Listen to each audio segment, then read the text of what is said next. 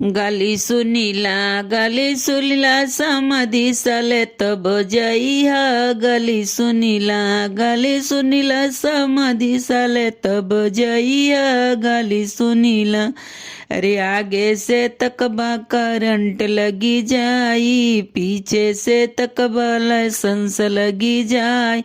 ढेर बना बाधाई के चाप दिहल जाई। गारी सुनीला हमारे नए रिश्तेदार। गारी सुनीला अगुआ साले तब जइया।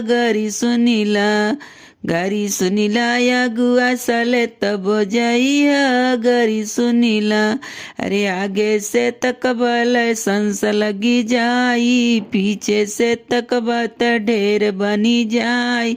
ढेर बना बत देके चाप दिहल जाई। गारी